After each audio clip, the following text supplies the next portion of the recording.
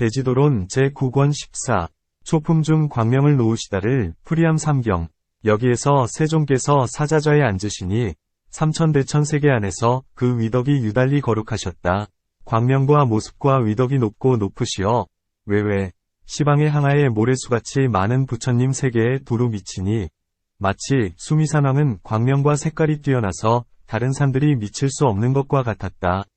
논, 문, 부처님은 무슨 힘으로 일체의 중생들 가운데서 그 위덕이 특별히 거룩하시며 광명과 위덕이 높으심이 이러하신가?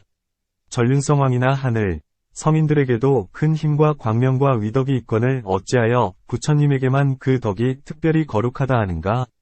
답. 비록 이 여러 성현들에게도 광명과 위덕이 있기는 하나 그것은 한량이 있다.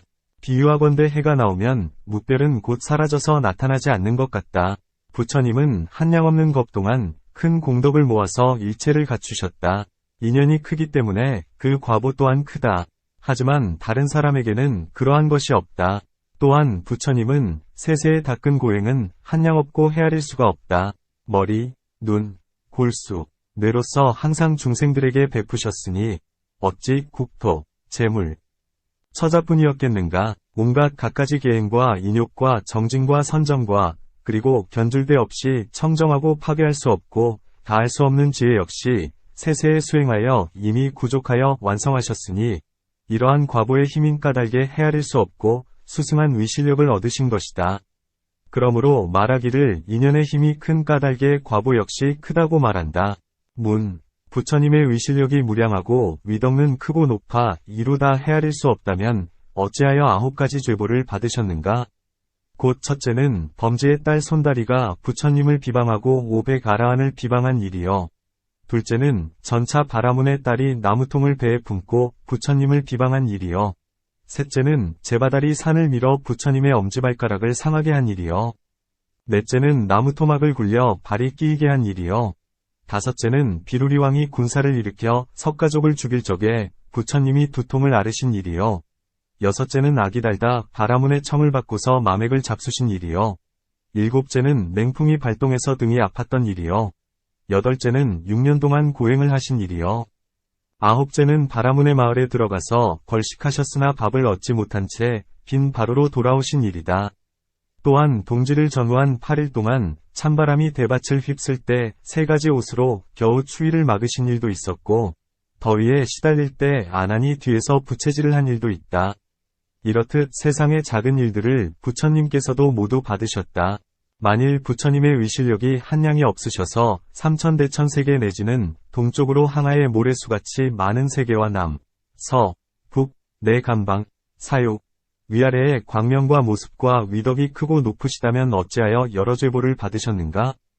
답. 부처님이 인간 가운데에서 사람의 부모로부터 태어나 인간의 몸과 힘을 받았으나 손가락 한마디의 힘이 1000만억 나유타의 흰 코끼리보다 수승하시고 신통력은 한량없고 셀 수 없어서 불가사의하시다.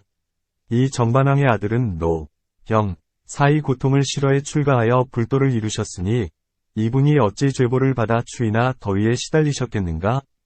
부처님의 신통력은 불가사의하니 불가사의한 법 가운데 어찌 추위나 더위 따위의 걱정이 있겠는가? 또한 부처님에게는 2가지 몸이 있으시니 하나는 법성신이요 하나는 부모가 낳아주신 몸이다. 이 법성신은 시방 허공에 가득하여 한량없고 끝이 없으며 빛과 형상이 단정하고 상호가 장엄스러우며 한량없는 광명과 한량없는 음성이 있으시다.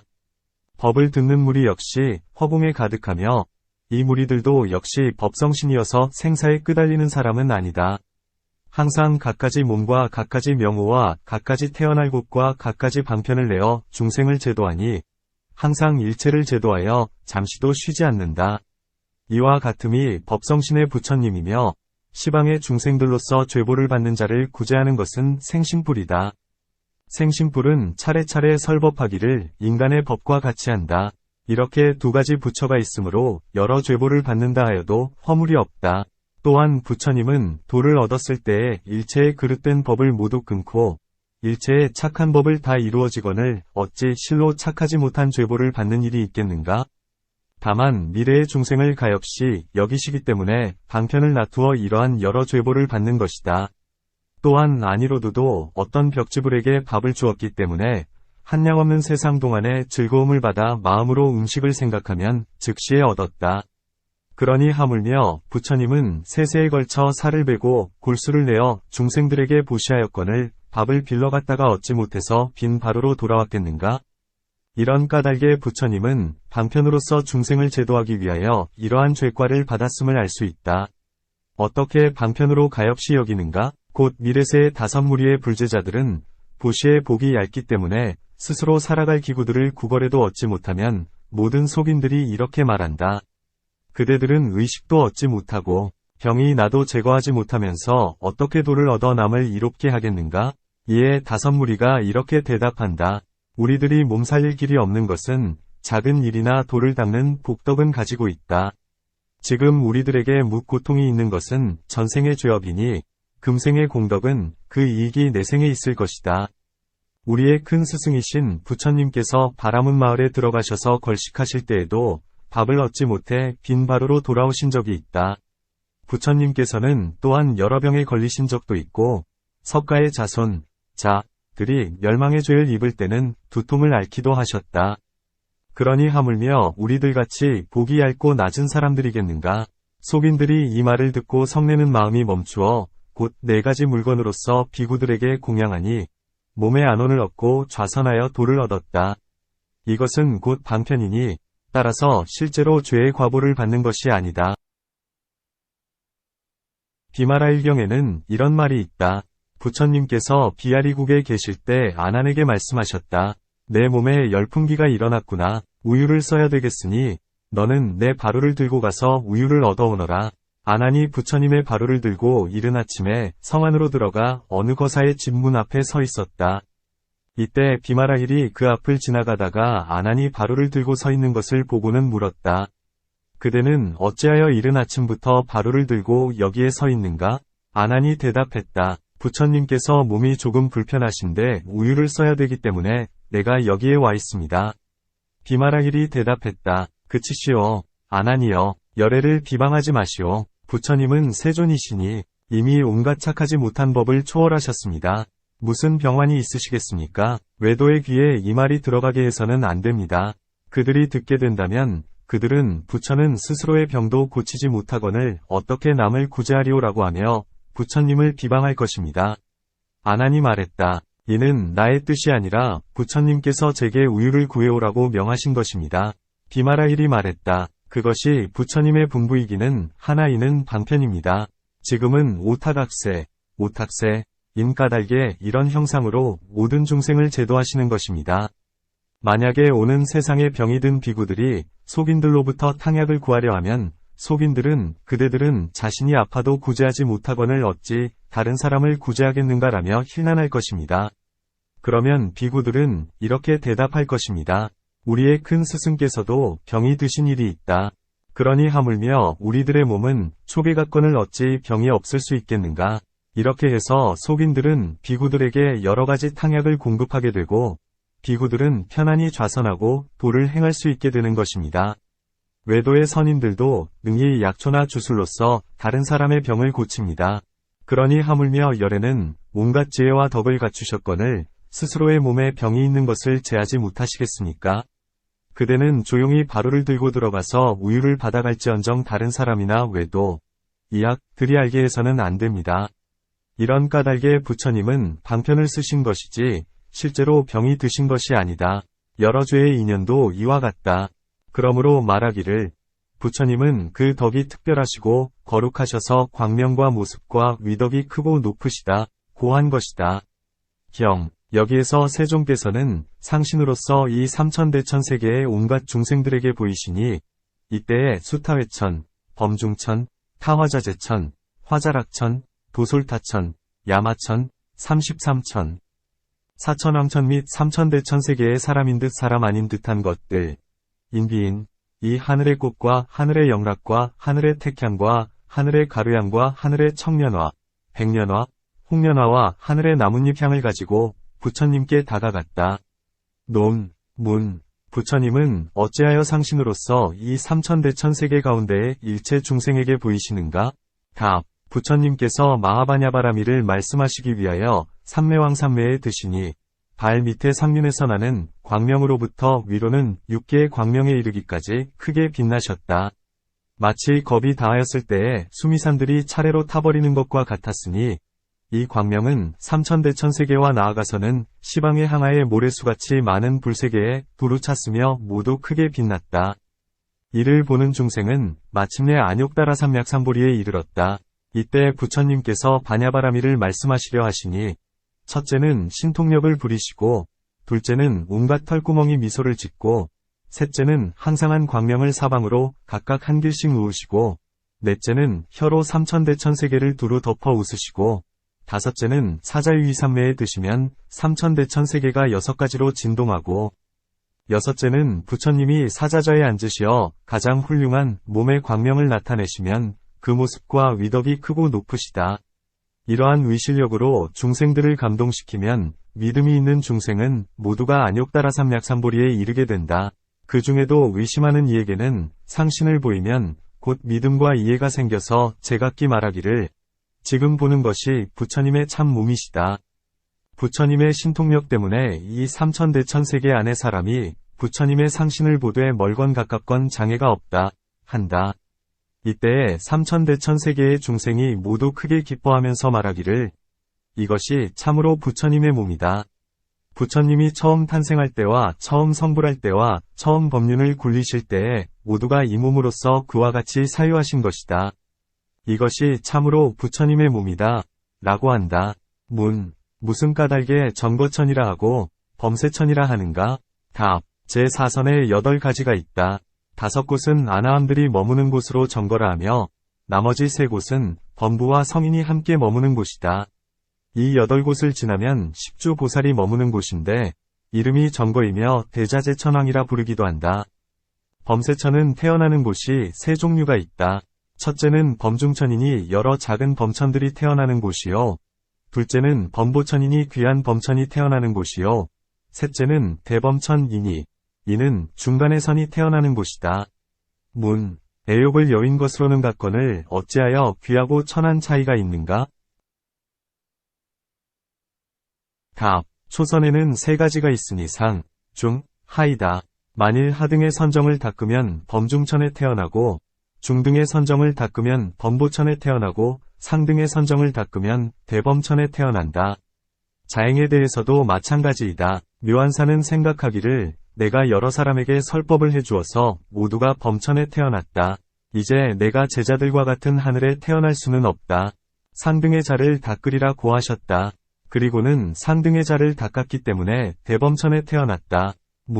무슨 까닭에 4선천 가운데 처음과 마지막의 것만을 말하고 중간은 말하지 않는가? 답. 첫 부문은 애욕을 여의기가 어렵기 때문이요. 마지막은 미묘하여 얻기 어렵기 때문에 말했으나 중간은 들어가기 쉽기 때문에 말하지 않는다. 또한 범세를 말함은 이미 새끼를 다 포섭하며 제4선천은 미묘하기가 으뜸이기 때문에 따로 말한다. 또한 사람들은 대개 범천은 알고 있으나 나머지 하늘은 알지 못한다. 그러므로 범천만을 말하며 정거천은 항상 중생들을 가엾이 여기어 부처님께 설법하시기를 권하기 때문이다. 또한 부처님께서 설법하는 소리가 범천에까지 이르고 부처님이 도를 얻으실 때엔 하늘들이 차례차례 외쳐 고하는 소리가 정거천에까지 이른다. 그러므로 처음과 뒤만을 말씀하시고 중간은 말하지 않으셨다. 또한 범천은 6개와 가깝기 때문에 들어야 하고 정거천은 3개의 주인이기 때문에 들어야 한다. 마치 문을 지키는 사람이 손님을 구별해서 들여보내고 손님이 주인에게 이르면 주인도 곧 그 손님을 알아채는 것과 같으니 중간의 사람들은 알 필요가 없기 때문에 말하지 않는 것이다. 또한 2선천은 대단히 기쁘고 3선천은 대단히 즐거워 희락으로 방일한다.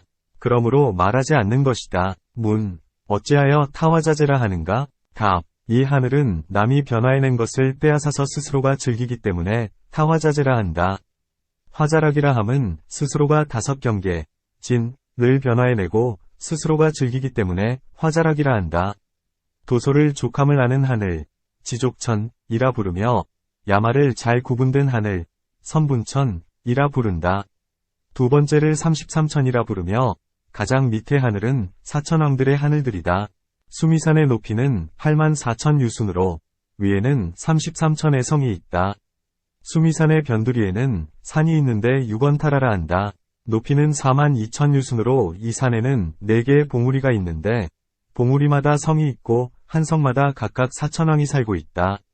야마천 등의 하늘은 땅이 칠보로 되어 있고 허공 가운데 있는데 바람으로 그것을 지탱시켜 머물게 한다. 나아가 정거천에 이르기까지 모두 이와 같다.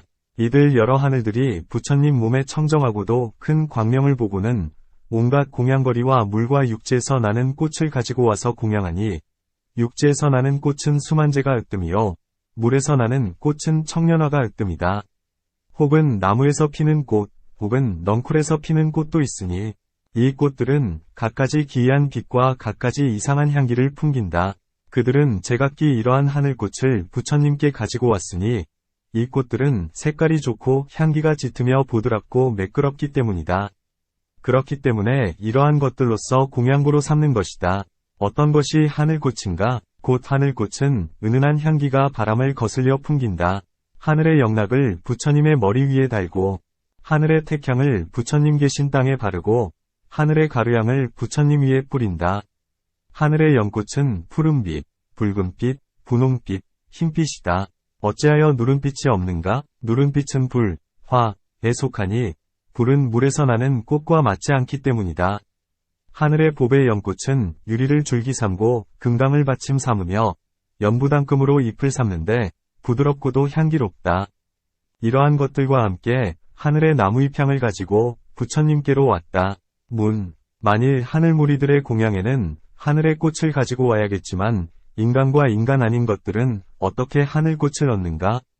답. 부처님께서 신통력으로서 큰 광명을 놓으셔서 땅을 6가지로 진동시키고 하늘들은 갖가지 묘한 꽃을 내리어 삼천대천세계에 두루 뿌려서 부처님께 공양드렸다. 사람이나 사람 아닌 것들은 혹은 이 꽃을 주어서 부처님께 공양하였을 것이다. 또한 천축국의 법에는 좋은 물건을 부를 때 하늘 물건, 천물이라 한다. 이들 인간의 꽃이나 인간 아닌 것들의 꽃이 비록 하늘에서 생긴 것은 아니더라도 그것이 묘하고 좋은 까닭의 하늘꽃이라 한다. 그러므로 인간과 인간 아닌 것들도 하늘꽃을 가지고 왔다고 말해도 허물이 되지 않는 것이다. 이 모든 하늘의 꽃 내지는 하늘의 나뭇잎과 향기로서 부처님 위에 뿌렸다. 어째서 꽃을 부처님 위에다 뿌리는가? 답. 공경하고 공양하기 때문이다. 또한 부처님의 광명이 비치면 모두가 멀리서 부처님을 뵙고 마음으로 크게 환희하며 부처님을 공경하기 위하여 모두가 꽃을 부처님 위에 흩뿌린다. 또한 부처님은 삼계에서 으뜸가는 복전이시니 이런 까닭에 꽃을 부처님께 흩뿌리는 것이다. 뿌려진 보배꽃이 이 삼천대천세계 위의 허공 가운데에서 커다란 누대가 되었다. 어째서 허공 가운데에 이 누대를 변화해 만드는가? 답. 뿌려진 꽃은 적은데 큰 누대로 변한 것은 중생들에게 이는 적으나 는 많음을 보이기 위함이다. 어째서 누대가 허공 가운데 머물러서 떨어지지 않는가? 답. 부처님께서 신통력으로서 중생들에게 내보이시는 것이니 부처님은 복전이어서 그 과보를 얻는다면 잃는 일 없고 나아가서는 성불하기까지 그 복이 없어지지 않음을 알려주고자 하심이다. 이 꽃 누대 주변에는 영락과 갖가지 빛깔의 일산이 드리워지고 오색빛깔로 어지러웠으니 이런 꽃 일산과 영락이 삼천대천세계에 두루했다.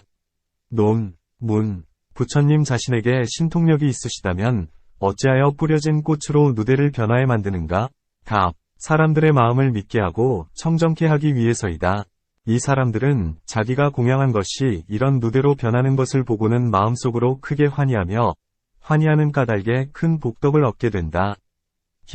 이런 꽃일상과 영락으로 장엄스럽게 꾸민 까닭에 이 삼천대천세계는 모두 금빛을 이루고 나아가 시방의 항아의 모래수같이 많은 부처님의 세계도 모두 이와 같았다. 어떤 사람이 말하기를 전륜성왕은 네 세계의 주인이요 범천왕은 천세계의 주인이요 부처님은 삼천대천세계의 주인이다 하는데 이 말은 사실이 아니다. 그러므로 부처님께서 변화시키신 것이 이 육고 시방의 항아의 모래수같이 많은 세계에 가득하게 된다. 경. 여기에서 삼천대천세계와 시방의 중생들은 제각기 생각하기를 부처님은 나만을 위하여 설법하실 뿐 다른 사람을 위해서가 아니다라고 여겼다. 논, 문. 부처님은 한 몸으로 삼천대천세계와 시방에 보이셨거늘 이제 중생들은 어찌하여 제각기 부처님이 자기 앞에서 설법하신다고 보는가? 답. 부처님에게는 두 가지 신통력이 있다. 첫째는 한 곳에 앉아서 설법하셔도 먼 곳의 중생이 모두 듣고 모두 보게 하심이요. 둘째는 한 곳에 앉아서 설법하셔도 낱낱 중생으로 하여금 부처님이 자기의 앞에서 설법하시는 것으로 보이게 하심이다. 비유하건대 마치 해가 돋으면 그림자가 온갖 물에 비치는 것 같다.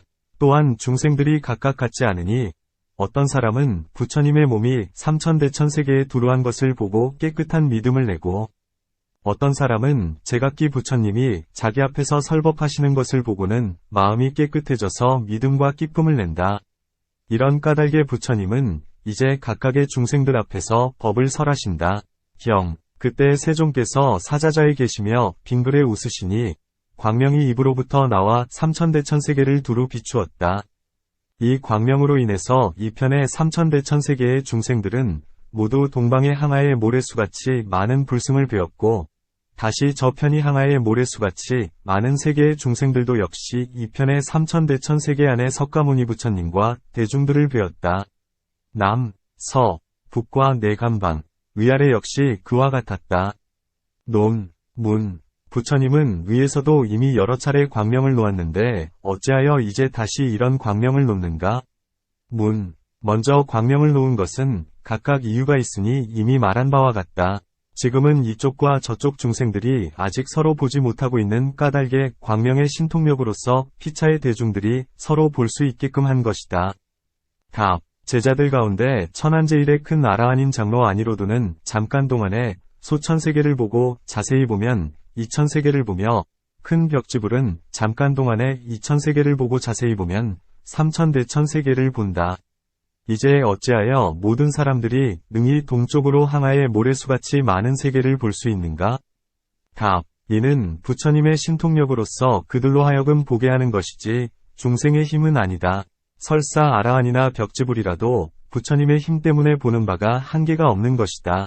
마치 전륜성왕이 날아다니면 모든 시중들과 코끼리, 말, 짐승들이 모두 따라가는 것과 같이 이제 부처님의 신통력 때문에 중생들이 비록 먼 곳에 있으나 서로 볼 수가 있는 것이다.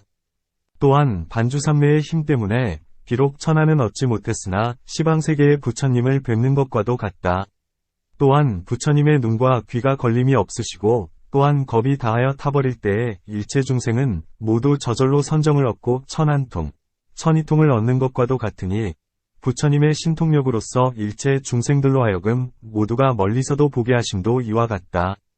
그때 세종께서 사자자에서 빙글에 웃으셨다고 했는데 웃는 일에 관해서는 앞에서 설명한 바와 같다. 아직 말하지 않은 것을 이제 설명하리라. 문. 이곳의 중생들이 멀리 저편을 보는 것은 부처님의 신통력이지만 저곳의 중생들도 또한 이편을 보는 것은 누구의 힘인가? 답. 이는 석가모니 부처님의 힘이다. 저들로 하여금 이쪽의 삼천대천세계를 보게 하시고 나아가 석가모니 부처님과 모든 대중들을 보게 하신 것이다. 남, 서, 북 및 내간방, 사육, 위아래도 역시 그와 같다. 15. 초품 중 시방의 보살들이 모여 오심을 풀이함 일경. 이때에 동쪽으로 항아의 모래수같이 많은 세계를 지나 그 세계의 가장 끝에 세계가 있으니 다보라 한다. 부처님의 명호를 보적이라 하는데 지금 현존하시면서 보살마하살들을 위해 반야바라미를 말씀하고 계신다. 논, 문. 부처님께서 말씀하시기를 일체의 세계는 한량도 없고 끝도 없다. 하셨거늘 어찌하여 그 세계는 가장 끝에 있다고 하시는가? 가장 끝에 있다면 이는 끝이 있는 축에 속하는 것이 된다. 만일 세계가 끝이 있다면 중생이 다해야 하리라. 그것은 왜냐하면 한량없는 부처님 가운데 각각의 부처님이 모두 한량없는 아승기 중생을 제도하여 무여열반에 들게 하시는데 만일 새로이 생기는 중생이 없으면 묵은 이들은 응당 다하게 될 것이기 때문이다. 답. 부처님 경전에서 비록 세계가 한량이 없다고 말씀하셨으나 이는 방편의 말씀이요 실제의 가르침이 아니다. 마치 실제에는 영혼, 신이 없지만 방편으로 말하는 까닭에 영혼이 있다고 하는 것과 같다. 이것이 곧 14가지 질문이 되니 세계의 끝이 있다거나 없다거나 함은 모두 삿된 소견이 된다. 만일 끝이 없다면 부처님에게는 일체지가 없어야 한다. 왜냐하면 지혜로서 두루 알아서 다 알지 못하는 물건이 없는 것을 일체지라 하는데 만약에 세계가 끝이 없다면 다 알지 못하는 바가 있게 되기 때문이다. 만일 세계가 끝이 있다 하면 앞에서 말한 허물과 같다. 이 두 가지가 모두 삿된 소견이다. 왜냐하면 끝없음에 의하여 끝있음을 깨뜨리기 때문이다. 이 다보세계는 일체 세계의 끝이 아니라 석가모니 부처님께 인연 있는 중생으로서 제도할 만한 이 가장 끝에 있다는 뜻이다. 비유하건대 어느 나라의 마지막 끝에 있다는 것이 한 연부제의 가장 끝에 있음을 말한 것이 아님과 같다. 만약에 끝이 없다면 부처님은 일체지자가 될 수 없으니 위에서 부처님을 풀이하는 가운데 대답한 것과 같다. 때문에 마땅히 알아야 하나니 부처님의 지혜가 한량이 없다고 함은 마치 이 금으로 뚜껑도 큰 것과 같다. 세 개의 이름을 다보라 했는데 보배에는 재물보배와 법보배의 두 가지가 있다. 어떤 보배가 많아서 다보세계라 하는가? 답, 두 가지가 모두 있다. 또한 많은 보살들이 법성 등의 모든 보배 여기서 말한 보배는 큰 보살들이 지니는 것이니 그로서 보배관을 삼으며 보배관 속에는 모두가 부처님들이 보인다. 또한 모든 법의 성품을 밝게 깨닫는다. 를 비춤이 많은 까닭에 다보라 한다. 여기에 부처님을 보적이라 하는데 무루의 근, 력, 각지, 각, 정도, 도 등의 법보가 모인 까닭에 보적이라 한다. 만약에 그렇다면 일체의 부처님을 모두 보적이라 해야 하거늘 어찌하여 그 부처님만을 보적이라 하는가? 답, 일체의 부처님을 다 보적이라 해야 되겠지만 그 부처님만을 이보배로서 명호를 삼았을 뿐이다. 마치 미륵을 자시라고 부르는 것과 같으니 부처님들은 모두 자비가 있으시지만 오직 미륵만 자비, 자로 명호를 삼은 것이다. 또한 보아 부처님이 탄생하실 때 몸 전체에서 갖가지 꽃빛 광명이 있었기 때문에 보아태자라 이름하였고 연등불 단주에 말하되 연등불의 옛 이름은 정광불이라 한다. 이 탄생하실 때에도 몸 전체가 등불 같았으므로 연등태자라 하였으며 부처님이 되신 뒤에도 연등이라 부른 것과 같다. 보적 부처님도 그와 같아서 당연히 처음 탄생하실 때 많은 보물이 생겨났거나 땅에서 솟았거나 혹은 하늘에서 비 오듯 내려와 갖가지 보배가 쌓였기 때문에 보적이라 불렀던 것이다. 오직 석가모니 부처님 한 분만 계시고 시방의 부처님은 없을 것이다.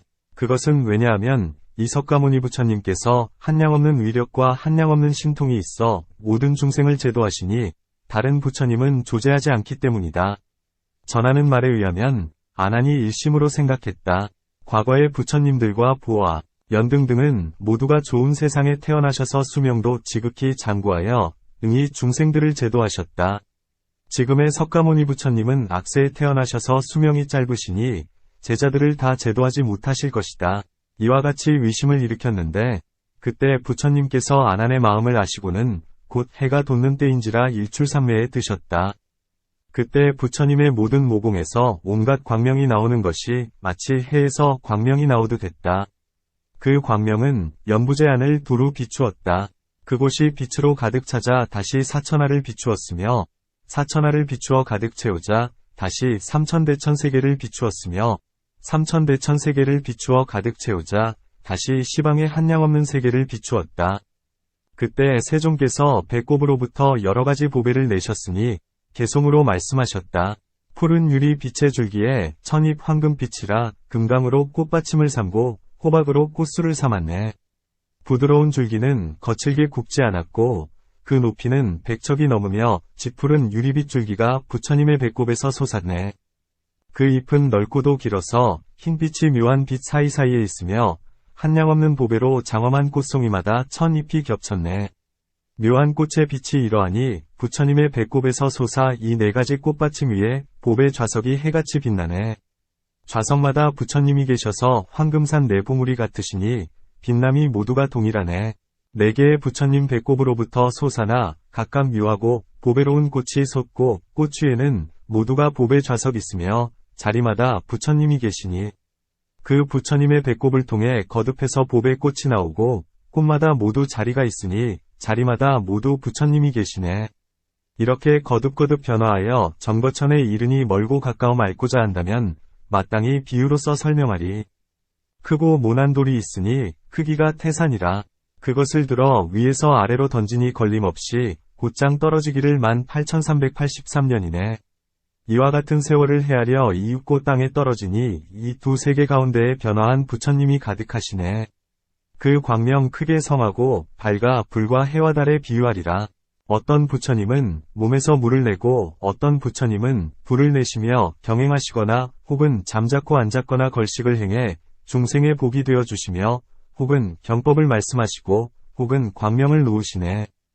혹은 사막쥐에 드시고 춥고 어둡고 뜨거운 지옥에 드시어 온화한 기운으로 찬 얼음 녹이시고 광명으로 어두운 지옥 비추시며 뜨거운 곳에는 서늘한 바람 베풀고 이에 따라 그 고통 구제하시니 근심 없음으로 안심을 주시고 법락으로서 모두를 건지시네.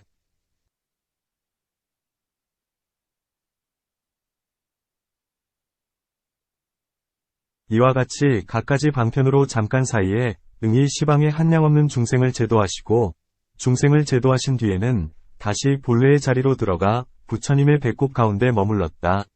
그때 세종께서 일출산매로부터 나오셔서 아난에게 물으셨다. 너는 이 산매의 신통력을 보았느냐? 예, 보았습니다. 아난은 대답하고는 이어서 말씀드렸다. 부처님께서 하루 동안만 세상에 머무르시더라도 제도하신 제자가 허공에 가득하거늘 하물며 80여 년 동안이나 세상에 머무시는 일이겠습니까?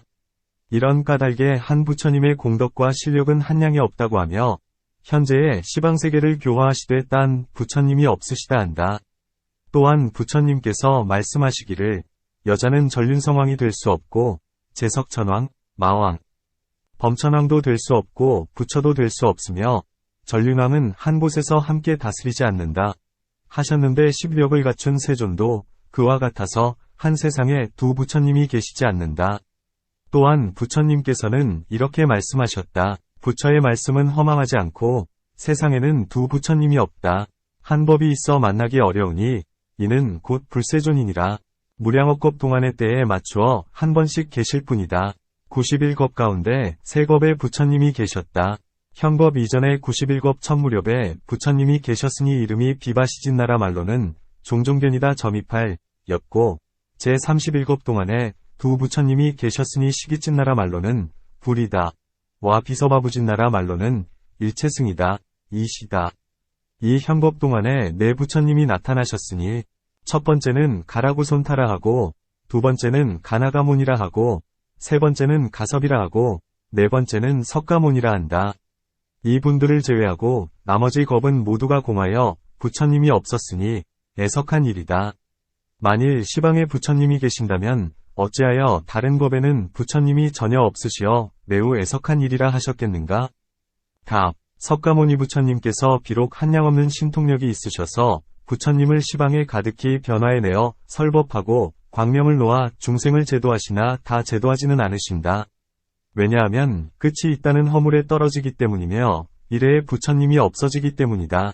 그러나 중생은 다함이 없나니 그러기에 다시 다른 부처님이 계셔야 된다. 또한 그대가 말하기를 부처님의 말씀에 여자는 5가지가 되지 못하고 두 전륜왕이 한꺼번에 나타나지 못하는 것 같이 부처님도 같은 시간 한 세간에 두 분이 계시지 않는다 고 했는데 그대는 이 뜻을 잘 알지 못하고 있다. 부처님의 경전에는 2가지가 있으니 알기 쉬운 이치와 깊디 깊어서 알기 어려운 이치이다. 부처님께서도 열반에 들고자 하실 때에 비구들에게 말씀하시되 오늘부터는 법에 위지하고 사람에게 위지하지 말며 이치, 위에 위지하고 말에 위지하지 말며 지혜에 위지하고 아르마리에 위지하지 말며 요의에 위지하고 불유의에 위지하지 말라 하신 적이 있다. 법이라 했는데 법에는 12부가 있으니 이 법을 따를지언정 사람을 따르지 말아야 한다. 이치에 위지한다 함은 이치에는 좋고 나쁨과 죄와 복과 허와 실을 다툴 수 없거늘 말로써 이치를 얻게 한 것뿐일지언정 이치는 말이 아니다. 마치 어떤 사람이 손가락으로 달을 가리켜서 미혹한 사람에게 보여주는데 미혹한 사람이 손가락만 보고 달을 보지 못하거든 그에게 말하기를 내가 손가락으로 달을 가리면서 그대로 하여금 알게 했거늘 그대는 어찌하여 손가락만 보고 달은 보지 못하는가 라고 하는 것과 같다. 이 경우도 그와 같아서 말은 이치의 손가락일지언정 말이 곧 이치는 아니다. 그러므로 말에 위지하지 말라 했다. 지혜에 위지한다 함은 지혜는 능히 선과 악을 분별하거니와 아르마리는 항상 쾌락만을 구하여 바른 길에 들지 못하나니 그러므로 아르마리에 위지하지 말라 했다.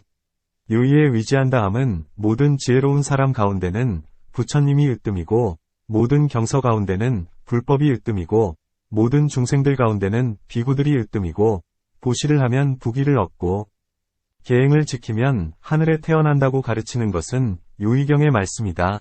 어떤 사람은 말하기를 법사에게 5가지 이익이 있으니 첫째는 큰 부자가 되고 둘째는 사람들에게 사랑받고 셋째는 단정하고 넷째는 명예를 얻고 다섯째는 나중에 열반을 얻는다. 고하면 이것은 불유의이다. 어찌하여 불유의가 되는가? 곧 보시를 행하면 큰 부자가 된다는 말은 분명하여 알 수 있지만 설법을 해도 재물을 보시하는 이가 없을 경우에도 부자가 된다고 하기 때문이다. 부자가 되는 이유는 설법하는 법사가 갖가지 방법으로 보시를 찬탄하여 남의 간탐심을 깨뜨리고 스스로의 간탐심도 깨뜨리나니 이런 까닭에 부자가 된다. 그러므로 불유의가 된다. 이는 많은 경전에서 방편의 말이요 실다운 이치가 아니다. 경에서 비록 말씀하시기를 세상에는 두 부처님이 함께 나타나시는 일이 없다 하셨으나 모든 시방세계에 없다고 하지는 않으셨으며 또한 세상에는 두 전륜성왕이 없다 고는 하셨으나 모든 삼천대천세계에 없다고도 하지 않으셨다. 다만 사천하에 두 전륜성왕이 없다고만 하셨으니 복지은 것이 청정하기 때문에 한 세간의 왕이라고는 홀로 존재하면서 원수가 없는 것이다. 만일 두 전륜성왕이 있으면 청정하다고 할 수 없나니 부처님이 비록 질투는 없으나 그의 행업이 여러 세상에 청정한 까닭에 한 세계에 두 부처님이 나타나실 수 없다. 100억 수미상과 100억의 1월을 삼천대천세계라 하는데 이러한 시방의 항아에 모래수같이 많은 삼천대천세계를 한 부처님의 세계라 한다.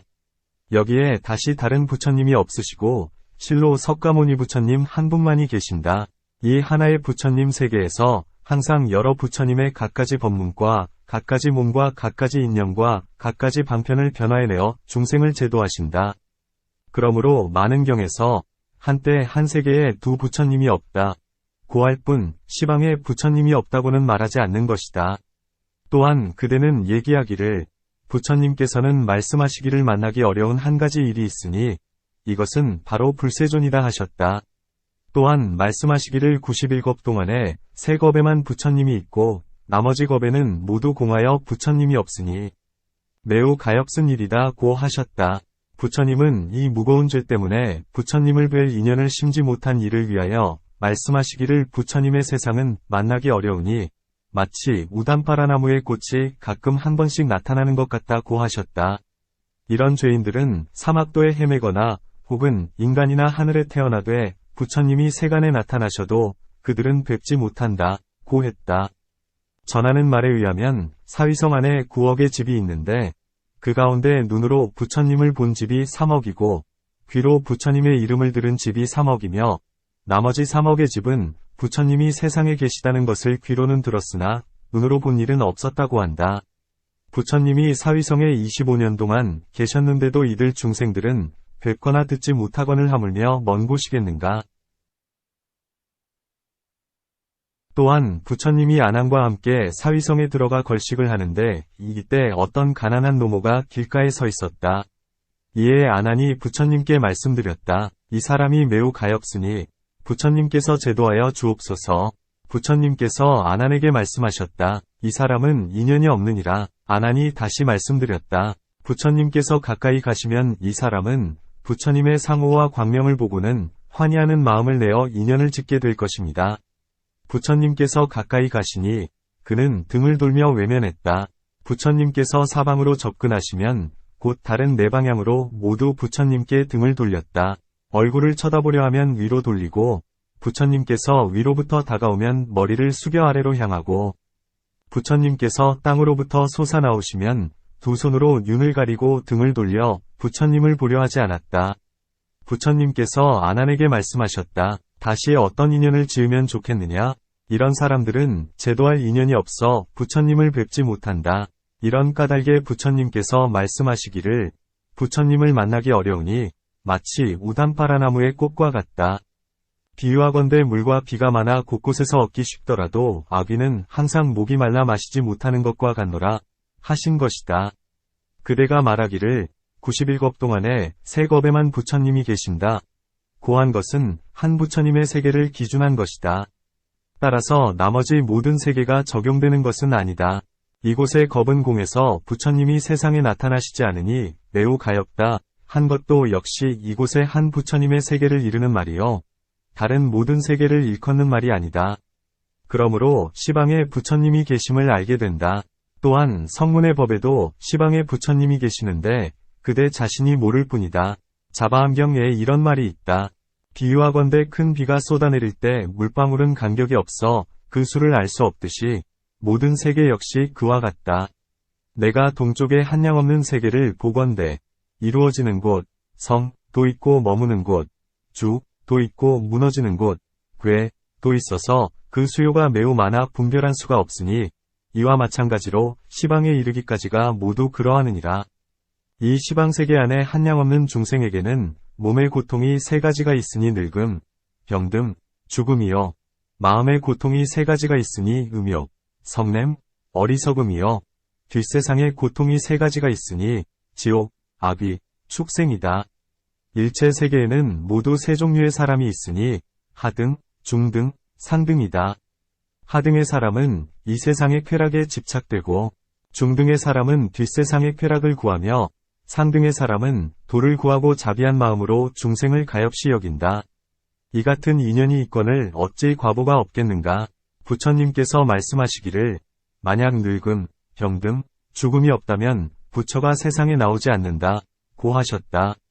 이 사람은 늙음, 병듦, 죽음으로 괴로워하는 중생들을 보고 마음속에 서원을 세우되 내가 부처가 되어 구제하여서 그들의 마음의 병을 고쳐주고 뒷세상의 괴로움도 없애주리라 한다.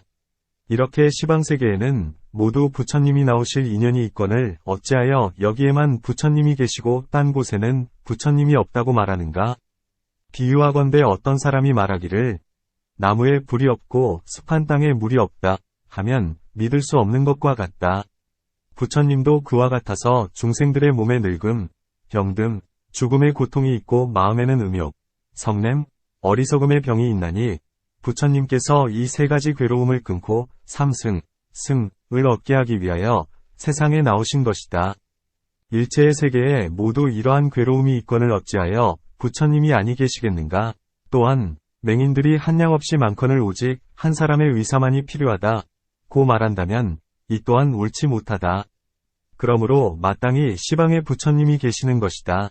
장하암 가운데 어떤 경에서 말하기를 북방을 지키는 어떤 귀신왕이 100천만이나 되는 귀신들과 함께 한밤중 후야에 부처님께 왔다.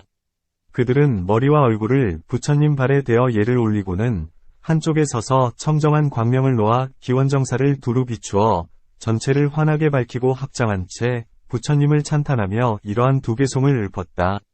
크게 정진하시는 사람이시여, 제가 이제 귀명합니다. 부처님은 두 발 가진 무리에서 가장 존귀하신 분이십니다.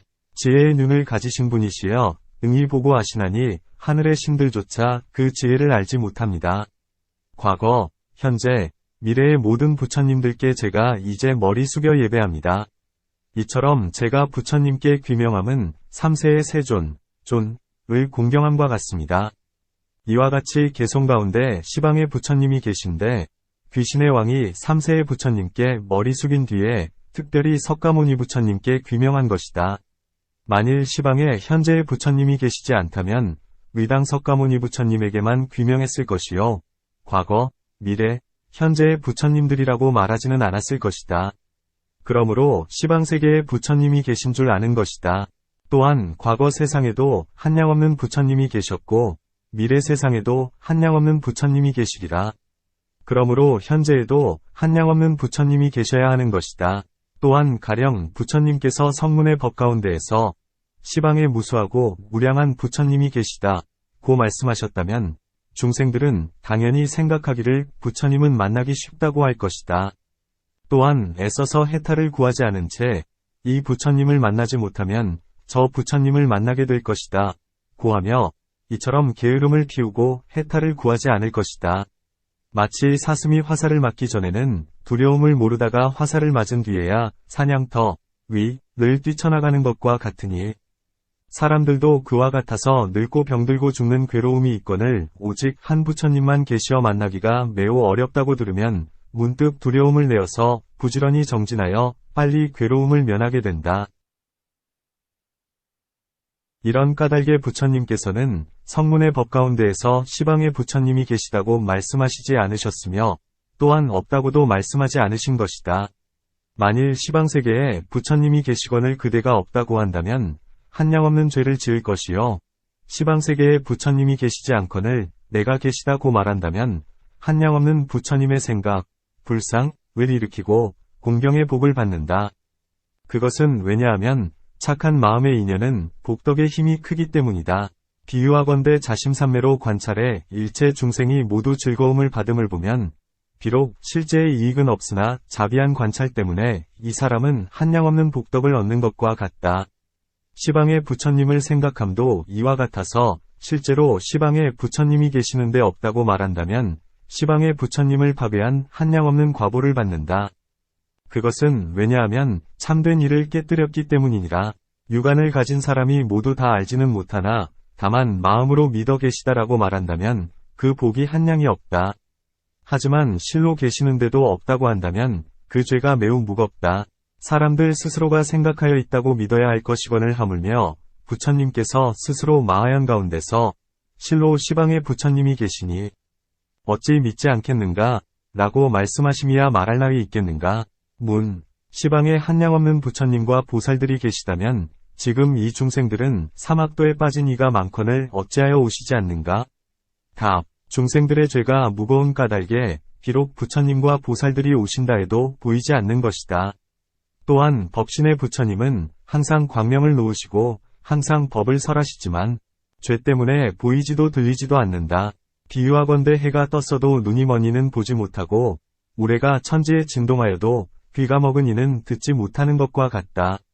이와 같이 법신은 항상 광명을 놓고 항상 법을 설하건만 중생들의 한량없는 법에 죄가 두텁고 무겁다면 보거나 듣지 못하는 것이다.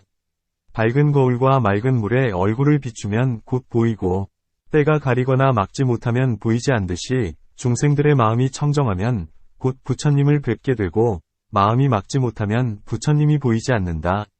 또한 이제 실제로 시방의 부처님과 보살들이 와서 중생을 제도하시지만 보이지 않을 뿐이다. 또한 석가모니 부처님께서 연부제에서 태어나 가비라국에 계실 때 동천축 6큰 성에 자주 왕래하셨으나 때로는 남천축의 어기거사에 집으로 날아가셔서 공양을 받으시기도 하였고 때로는 잠시 북천축의 월지국에도 가셔서 아바라용왕을 항복시키시고 또한 월지국의 서쪽에 이르셔서는 나찰녀를 굴복시켰다. 부처님은 그곳의 석굴에서 하루를 묵으셨는데 지금도 부처님의 그림자가 남아있다. 어떤 사람이 안에 들어가 그것을 보려 했으나 보이지 않고 공에서 나오니 멀리 광명상이 보였다. 부처님은 어느 때는 잠시 날아서 계빈에 예발타 선인이 있는 산으로 가셨다. 허공에 머무시면서 그 선인에게 항복받으셨는데 선인이 말하기를 나는 여기에 살기를 좋아하오니 부처님께서 저에게 부처님의 머리칼과 손톱을 주시면 탑을 세워 공양하리다 하였다. 탑은 지금도 남아있다. 이 산 밑에 이월사가 있는데 이월은 예발타라고 해야 한다. 사람들은 부처님과 같은 나라에 태어나고서도 두루 뵙지 못하거늘 하물며 다른 곳에 태어난 경우이겠는가? 그러므로 시방에 부처님이 보이지 않는다 하여 없다고 말할 수는 없는 것이다. 또한 미륵보살은 큰 자비심을 가지고 천궁에 계시면서도 이곳에 오시지 않나니 오시지 않는다 하여 미륵이 없다고 말할 수 있겠는가? 미륵은 가까이 계시면서도 오시지 않건만 괴이하게 여기지 않으면서 시방의 부처님은 멀리 계시거늘 어찌 괴이하게 여기리요? 또한 시방의 부처님이 오시지 않는 것은 중생들의 죄의 때가 무겁고 부처님을 배울 공덕을 심지 않았기 때문에 오시지 않는 것이다. 또한 부처님은 일체 중생들의 성분이 익어지고 번뇌, 결사, 가 얇아진 것을 보고서야 오셔서 제도하시니 이런 개송이 있다. 부처님들은 먼저 관찰하시어 어떤 방편으로도 제도치 못할 이와 제도하기 어려운, 이와 교화하기 쉬운, 이와 더딘, 이와 빠른 일을 다 아신다. 혹은 광명과 혹은 신통, 신족, 과 갖가지 인연으로 중생을 건지시고 거역하려 해도 가엾이 여겨 제도해 주시고 혹은 거역하는 자라도 막지 않으시네. 억센 이는 거친 말로 교화하시고 유연한 이는 부드러운 말로 제도하시니 비록 그 마음은 자비롭고 평등하나 때에 맞춰 지혜로서 방편을 쓰시네. 이런 까닭에 시방의 부처님이 비록 오시지는 않으나 없다고 말해서는 안 되는 것이다. 또한 부처님의 지혜의 힘과 방편과 신통은 사리불 등 큰 아라한과 미륵 등의 큰 보살도 알지 못하거늘 하물며 범부이겠는가.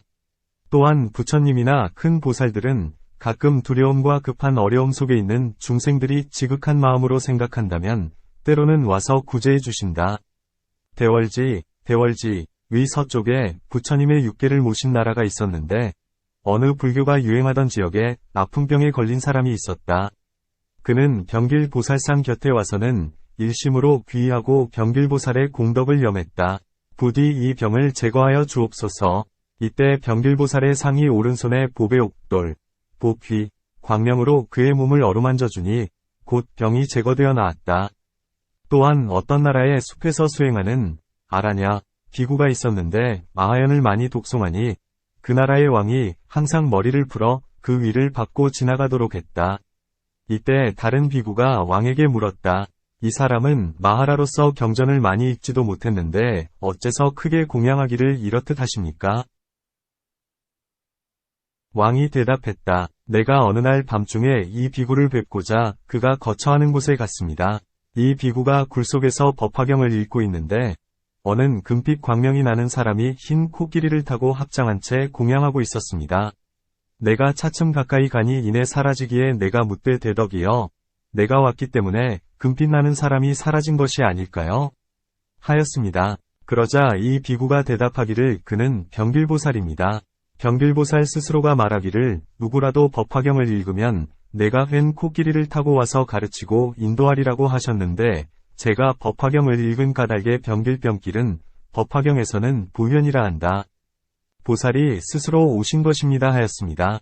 또한 어떤 나라의 한 비구가 아미타경과 마하바냐바라밀경을 독송하였는데 죽을 때에 임하여 제자들에게 말하기를 아미타불께서 그의 대중을 거느리고 오시는구나 하더니 즉시 몸을 움직여 자신의 주처로 돌아가서는 잠깐 사이에 운명했다. 죽은 뒤에 제자들이 땔감을 쌓아 태웠는데 이튿날 제 속을 보니 타지 않은 혀가 있었다. 그는 아미타경을 독송한 까닭에 부처님이 오시는 것을 보았고 바냐바라밀경을 독송한 까닭에 혀가 타지 않은 것이다. 이들은 모두가 이승의 일로서 경전에 말씀하시듯이 부처님과 보살들이 찾아오시는 일은 매우 많다. 이 같은 일은 처처에 있다. 사람들이 죄의 결박이 얇고 일심으로 부처님을 염하며 믿음이 맑아 의심치 않으면 반드시 부처님을 뵙게 되니 끝내 허망치 않다. 이러한 여러 인연으로 실로 시방에 부처님이 계심을 알 수 있다. 형, 그 세계에 보살이 있었으니 보명이라 한다. 논, 문, 보살이란 뜻, 위, 은, 참보살품에서 이미 설명했거니와 어찌하여 보명이라 하는가? 답. 그 광명이 항상 일체 세계를 비추기 때문에 보명이라 한다. 형, 이 큰 광명을 보고 땅이 크게 진동함을 보며 또한 부처님의 몸을 배웁고는 곧 보적불께 가서 말씀드렸다.